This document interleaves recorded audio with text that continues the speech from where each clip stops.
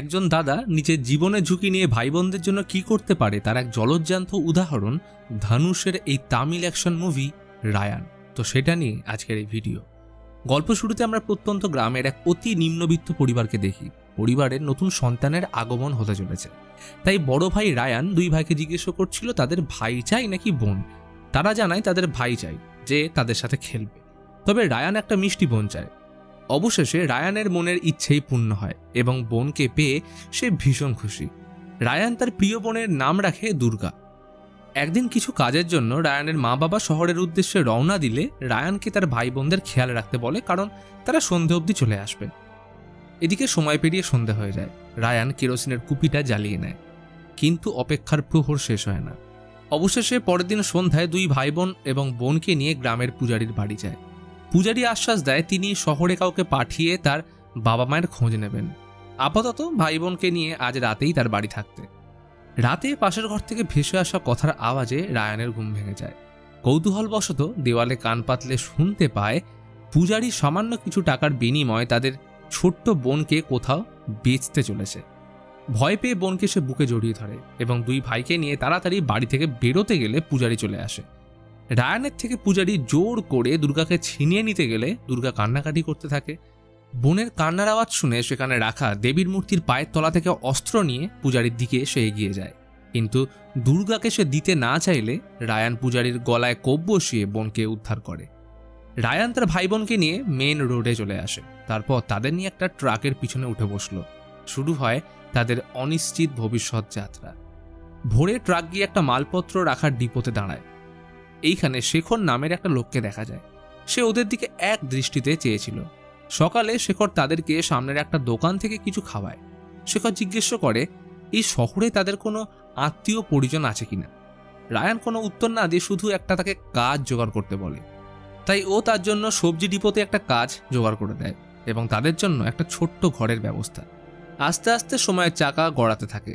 Ryan শহরেই একটা ছোট খাবারের স্টল চালায়। তিন ভাই বোনকে পিতা সমান দায়িত্ব নিয়ে সে বড় করে তুলেছে।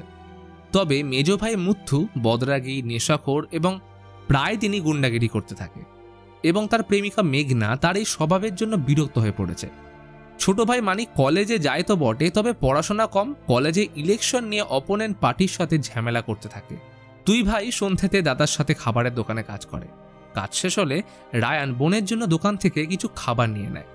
সংসারের দায়িত্ব ছোটবেলা থেকে কাঁধে তুলে নেওয়ার জন্য সে সবার সাথে প্রাণখোলাভাবে মিশতে পারে না এবং একটু গম্ভীর ধরনের। দুই ভাইয়ের সাথে তেমনভাবে মিশে উঠতে না পারলেও বোনের সঙ্গে কিন্তু তার অটুট বন্ধন আছে। সকালে শেখর রায়ানকে জানায় মুথু আগের দিন একটা লোককে মেরে আহত করেছে।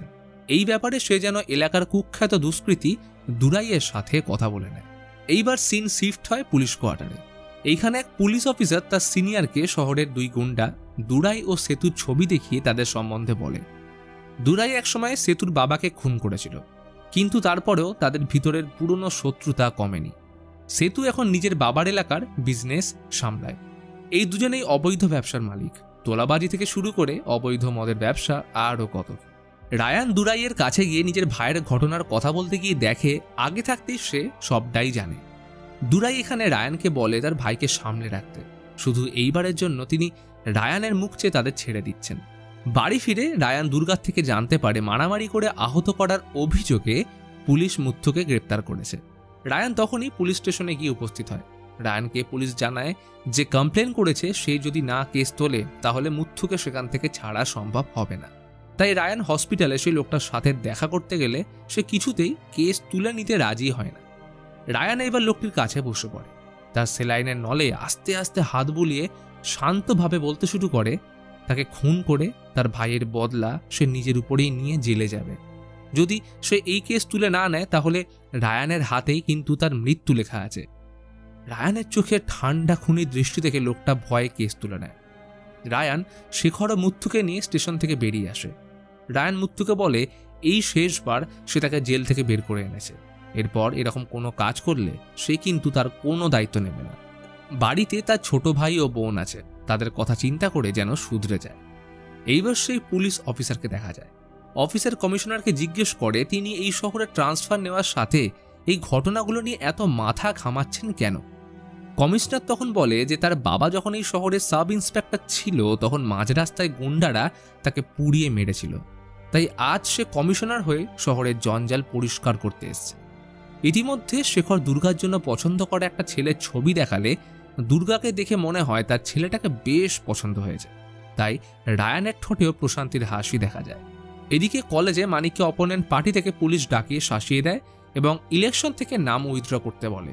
বাড়িতে রায়ানকে মুথু কলেজের মানিকের নমিনেশন নিয়ে ঝামেলার কথা জানালে রায়ান সোজা মানিককে তার নাম ইলেকশন থেকে তুলে নিতে বলে, আর যদি ইলেকশন জিতেও যায় আগামী দিনে শুধু বিপদ বাড়বেই, কারণ অপোনেন্ট এমএলএ ছেলে ছেড়ে কথা বলবে না, লড়াই চলতেই থাকবে। এইসব ব্যাপারের পরোক্ষ প্রভাব দুর্গার বিয়ের উপরেও পড়তে পারে, ফলে ইচ্ছে না থাকতেও মানিক নিজের নাম ইলেকশন থেকে উইথড্র করে নেয় এবং এর ফলে অপোনেন্ট পার্টি জিতে যায়। গল্পে এবার সেতুর ফ্যামিলিকে দেখানো হয়। তার দুটো বিয়ে, প্রথম ও দ্বিতীয় পক্ষের স্ত্রীকে সে আলাদা আলাদা বাড়িতে রেখেছে। দ্বিতীয় স্ত্রীর বাড়ি থেকে ফেরার সময় সেতুর গাড়ির উপর কিছু লোক হামলা করে, তবে এটা ছিল তাদের ফাঁদ। হামলা করিয়েছিল সেই কমিশনারের লোক।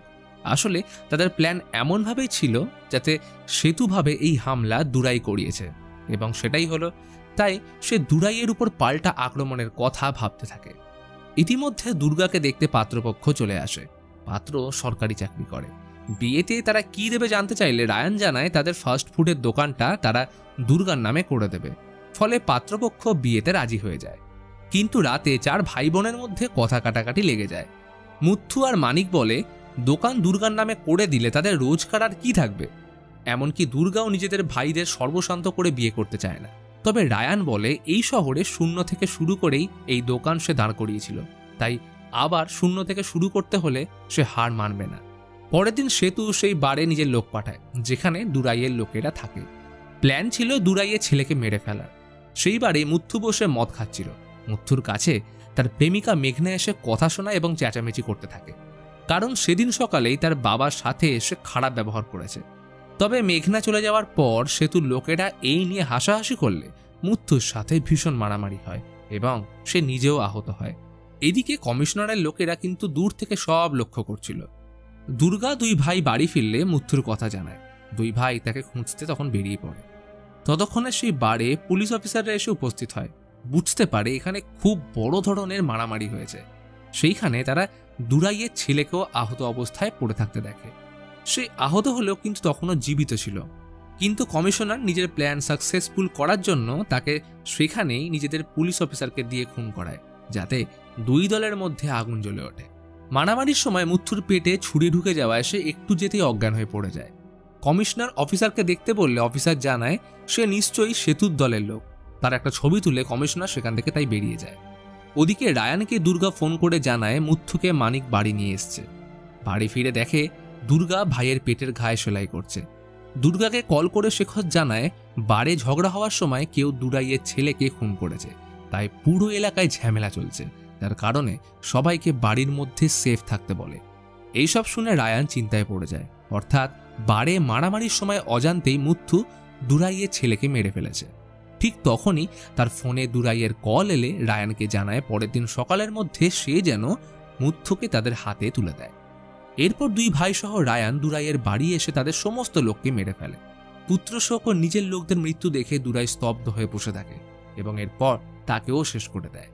এদিকে সেতু অফিসে বসে চিন্তা করছিল যে দুরাই সহ তার ছেলে এবং তাদের সমস্ত লোকদের নিশ্চয়ই কোনো নতুন গ্যাং মেরেছে, তাই দুরাইয়ের অবর্তমানে তার সব বিজনেস হাতানোর চেষ্টা করে। ওদিকে দুর্গার বিয়ের দিনক্ষণ পাকা হয়ে যায়। ইতিমধ্যে সেতু সোর্স লাগিয়ে খুঁজে বের করে আসল খুনি, তাই সেতুর দলের তরফ থেকে রায়ানকে ফোন করে পরদিন সকালে দেখা করতে বলা হয়।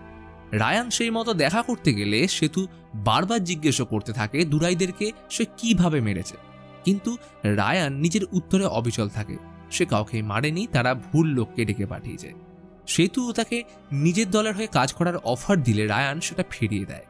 তবে সেতু মানুষের চোখ পড়তে জানে এবং এই চোখই বলে দিচ্ছে সেই দুরাইয়ের খুনি। পরের দিন সন্ধেবেলায় রায়ান বাড়ি ফেরার সময় সেতুর লোকেরা আক্রমণ করলে সে সবাইকে শেষ করে দেয়। সেতুর খাস লোক গুরু এইসব দেখে দৌড়ে সেতুর কাছে এসে সমস্ত কথা জানায়। এদিকে দুর্গার বিয়ের এখন মাত্র কিছুদিন বাকি। বাড়িতে অনেকদিন পর আনন্দের পরিস্থিতি তৈরি হয়েছে, কিন্তু ততক্ষণে কমিশনার বুঝে গেছে সেতু এবং দুরাই ছাড়া অন্য কেউ খুনগুলো করছে।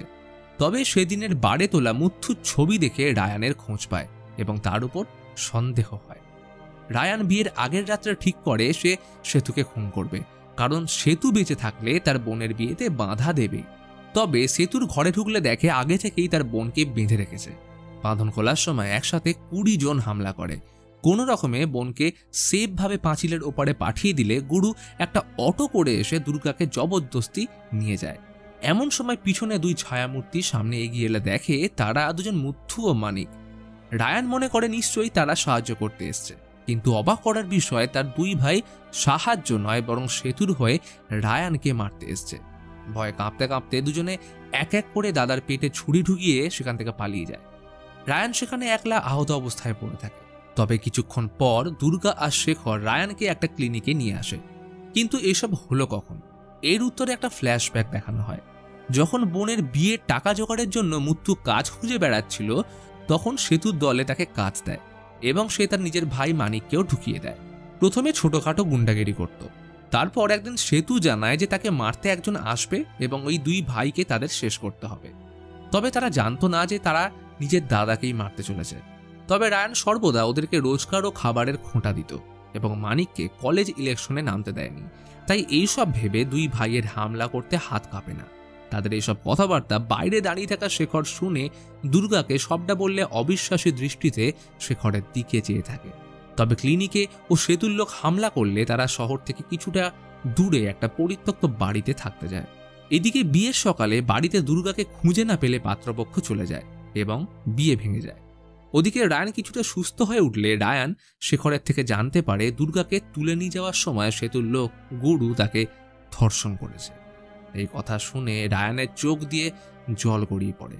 রায়ান ঠিক করে নিজেকে শক্ত করে গড়ে তুলবে, যাতে নিজের ভাই ও সেতুর দলের লোকদের শিক্ষা দিতে পারে। আর সময়ের সাথে সুস্থ হয়ে প্ল্যান মতো সেতুকে ফোন করে বলে তার দ্বিতীয় স্ত্রী এখন রায়ানের কবজায়।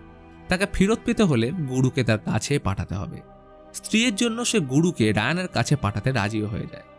গুরুকে রায়ানরা তুলে এনে সেই পুরনো পরিত্যক্ত বাড়িতে বেঁধে রাখে।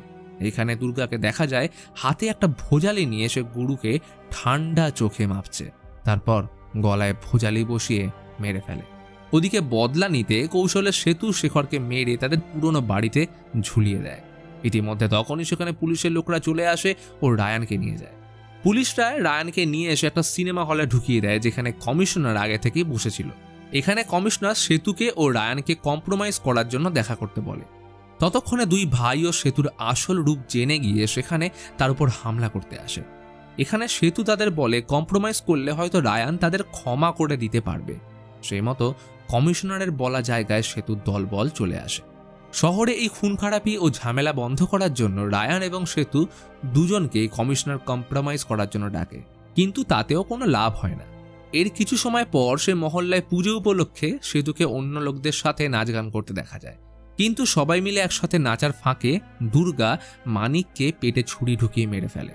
এসব দেখে সেখানে বিশৃঙ্খলা সৃষ্টি হলে রায়ান বোনকে সরিয়ে এবং সেতুর লোকদের সাথে লড়াইয়ে জড়িয়ে পড়ে। তারপর সবাইকে শেষ করে সেতুকে পুড়িয়ে মারে এবং ভাইয়ের গলা কেটে দেয়। মুথু ছটফট করে স্থির হয়ে গেলে দেখা যায় পিছন ফিরে দাঁড়িয়ে থাকা রায়ান ভাইকে মেরে ফেলার অনুতাপে কাঁদছে, কিন্তু আর কোনো মতেই সে পিছনে ফিরে তাকাতে রাজি নয়। কমিশনার অনেক আগে থেকেই জানতো যদি সেতুকে কেউ একেবারে নির্মূল করতে পারে তবে সেটা হলো রায়ান। তাই তিনি এর পরিবর্তে তাকে এক নতুন জীবনে পা ফেলতে সাহায্য করবে এই শর্ত দিয়ে রায়ান সেতুদেরকে মারতে সম্মত হয়। এই কাজ করানোর বদলে তাকে কমিশনার নতুন শহরে নতুনভাবে বাঁচার জন্য এক নতুন পরিচয় ও বেশ কিছু টাকা অফার করে। তিনি ইচ্ছে করে কম্প্রোমাইজ করানোর ছলে সেতুকে সেখানে ডেকে আনেন ও রায়ানের সাথে দেখা করিয়ে দেন। এরপরের গল্প তো সবারই জানা। কমিশনারকে এইবার নিজের প্রতিজ্ঞা মতো বেশ কিছু টাকা নিয়ে সেখানে দাঁড়িয়ে থাকতে দেখা যায়, কিন্তু তার মনে চলছে অন্য প্ল্যান। সে নিজেই তার অ্যাসিস্ট্যান্টকে জানায় যে তিনি পিছনের সূত্র ফেলে যাওয়া পছন্দ করেন না, অর্থাৎ রায়ান যদি এই টাকা নিতে আসে তাহলে সেও মরবে। কিন্তু এখানে দেখা যায় রায়ান টাকা নিতে আসেনি, আর না তাদেরকে ফোনে পাওয়া যাচ্ছে। কমিশনার ততক্ষণে বুঝতে পারে রায়ান যথেষ্ট বুদ্ধিমান। আসন্ন বিপদের আঁচ হয়তো সে আগে থেকেই করে রেখেছে, তাই সে এখানে না এসে নতুনভাবে জীবন শুরু করার জন্য পাড়ি দিয়েছে। ওদিকে দেখা যায় সত্যি রায়ান নিজের বোনকে নিয়ে বাসে করে সেখান থেকে অন্য কোথাও চলে যাচ্ছে। এমন সময় মেঘনা আসে এবং তার ও মুথুর সন্তানকে তাদের দিকে এগিয়ে দেয়, কারণ খুনির ছেলেকে সে মানুষ করবে না। এই কথা শুনে দুর্গা বাচ্চাটার দায়িত্ব নিজের কাঁধে তুলে নেয় এবং এর সাথে গল্পে দেখানো হয় যে ছোটবেলার রায়ান নিজের 3 ভাই বোনকে নিয়ে এমনভাবে এক রাত্রে ট্রাকের পিছনে উঠে সম্পূর্ণ অন্য শহরে চলে এসেছিল এবং আজ তার সাথে তার বোন আছে ও ভাইয়ের সন্তান। ওরা আবার 3 জন অন্য কোথাও গিয়ে নতুন করে ঘর বাঁধবে। রায়ান আবার পরিশ্রম করবে এবং নিজের এই নতুন ফ্যামিলিকে সুখী রাখার চেষ্টা করবে, আর সর্বোপরিভাবে নিজের ভাইয়ের এই সন্তানকে অপরাধের ছায়া থেকে দূরে রাখবে। এই মনস্থির করেই তারা আবার অজানার উদ্দেশ্যে পাড়ি দিলে গল্প এখানেই শেষ হয়।